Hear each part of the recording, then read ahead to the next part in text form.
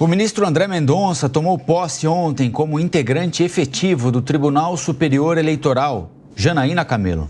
A cerimônia de posse do ministro André Mendonça no Tribunal Superior Eleitoral foi breve, assim como é previsto o protocolo. Tradicionalmente, não há discursos, a não ser a posse da presidência da Corte. Mesmo assim, no início da sessão desta terça-feira, André Mendonça recebeu os cumprimentos da ministra Carmen Lúcia, presidente do TSE e colega no Supremo Tribunal Federal. Em nome do Tribunal Superior Eleitoral, de todos os membros do tribunal, gostaria de dar as boas-vindas ao ministro André Mendonça, um grande jurista, um exímio professor, um juiz do Supremo Tribunal Federal e agora efetivo deste Tribunal Superior Eleitoral, que eu tenho certeza que honrará a cadeira e a Justiça Eleitoral com todos os compromissos democráticos que ela tem. Ao lado da ministra Carmen Lúcia e de Cássio Nunes Marques, o vice-presidente da Corte, André Mendonça irá ocupar uma das 3 vagas no plenário efetivo destinadas aos magistrados do STF. Na tribuna do plenário, Mendonça fez o juramento ao cargo de ministro do TSE. Declaro aceitar o cargo de ministro efetivo do Tribunal Superior Eleitoral, para o qual fui eleito, e prometo bem e fielmente cumprir os respectivos deveres e atribuições, em harmonia com a Constituição e as leis da República. André Mendonça já atuava como ministro substituto no TSE, ou seja, era autorizado a se juntar aos demais do plenário em caso de ausência de um dos magistrados do STF. Ele ocupa a cadeira que ficou vaga com o fim do mandato do ministro Alexandre de Moraes, no tribunal no início do mês. No total, 7 ministros compõem o plenário efetivo da Corte Eleitoral e outros 7 são substitutos.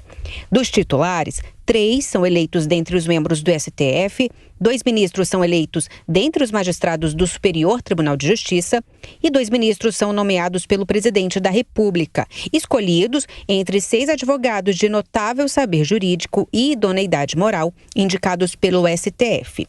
A presidência e a vice-presidência da Corte só podem ser ocupadas por ministros do STF. Além disso, cada ministro é eleito por 2 anos, podendo ser prorrogado por mais 2 anos. No caso do STF, a ocupação das 3 vagas segue o critério da antiguidade. Este será o 2º biênio de André Mendonça no TSE, que agora assume um mandato efetivo de 2 anos. No mês passado, quando foi eleito simbolicamente pelo plenário do STF, a vaga efetiva, André Mendonça fez elogios ao seu antecessor, Alexandre de Moraes, dizendo que o ministro conduziu o tribunal em meio a momentos turbulentos e alguns questionamentos. Na ocasião, Mendonça garantiu o compromisso de atuar na Corte Eleitoral com absoluta imparcialidade. André Mendonça assume a vaga no plenário do TSE em um momento significativo para a Justiça Eleitoral, as eleições municipais deste ano. No 2º semestre, começam as campanhas para vereador e prefeito dos mais de 5 mil municípios do país, o que deve aumentar o volume de processos na Corte Eleitoral. Natural da cidade de Santos, em São Paulo, André Luiz de Almeida Mendonça tem 51 anos, é doutor em Direito pela Universidade de Salamanca, na Espanha, com título reconhecido na Universidade de São Paulo e professor universitário no Brasil e no exterior. Antes de assumir uma cadeira no STF em 2021, indicado pelo ex-presidente Jair Bolsonaro, André Mendonça foi advogado-geral da União e ministro da Justiça. Bom, vamos ouvir a Amanda Klein e o Cristiano Beraldo, então, sobre essa outra alteração na composição da Justiça Eleitoral, agora sob o comando da ministra Carmen Lúcia, com a chegada do ministro André Mendonça também, para além das características pessoais e particulares inerentes à personalidade de cada um.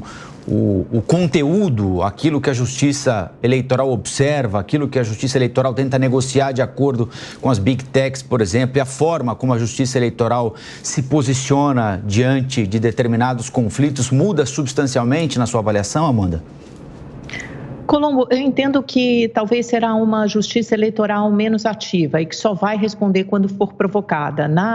No mandato de Alexandre de Moraes, era uma justiça que agia mesmo quando o procurador-geral eleitoral não a provocava, né? A justiça eleitoral tomava a frente também porque era um momento totalmente excepcional da vida política do país, com ameaças reais e concretas à democracia que se consolidaram, como a gente viu no dia 8 de janeiro. Agora, na eleição de 2026, a gente terá a dobradinha indicada indicada por Jair Bolsonaro para o Supremo Tribunal Federal. Cássio Nunes Marques como presidente do TSE e André Mendonça como vice. A gente terá uma composição totalmente diferente, que talvez não faça diferença, por exemplo, para rever a inelegibilidade de Jair Bolsonaro, mas pode fazer diferença, sim, deve fazer na sua atuação à frente das eleições de 2026, que devem ser regidas novamente pela polarização que tem caracterizado nosso país nos últimos anos.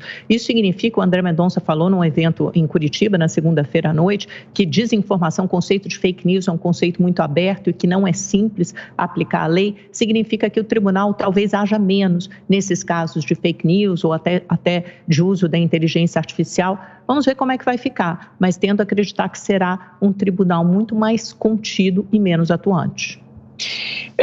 O ministro tem um desafio muito grande, que é levar sangue novo em discussões que lidam com inteligência artificial, ao ambiente de rede social, que para muitos ministros mais antigos, com uma cabeça mais analógica, eles acabam adotando um caminho que se desconecta da realidade. Quer dizer, não adianta simplesmente impor regras achando que vão conseguir ser xerife do que circula pelas redes sociais e do uso da inteligência artificial. É preciso que se tenha uma ótica mais moderna, mais atual sobre isso, e o ministro André Mendonça tem essa, não vou dizer essa obrigação, mas se espera dele que traga um olhar novo para essas discussões. Não é o caminho fazer o que fez agora o TSE, ao estabelecer regras para as eleições municipais que inviabilizaram o impulsionamento de conteúdo político, por exemplo. Por que não impulsionar conteúdo eleitoral, político-eleitoral em rede social? Porque ao se proibir isso, ou tornar as regras tão rígidas que as próprias plataformas não querem mais fazê-lo, se joga a política brasileira de volta no campo dessa política tradicional que se faz em voto em troca de dinheiro, em troca de saco de cimento, a atuação dos prefeitos de forma direcionada para determinados afiliados políticos. É isso que precisa acabar no Brasil. As pessoas precisam ter mais consciência do seu voto e para se informar em rede social é fundamental no processo.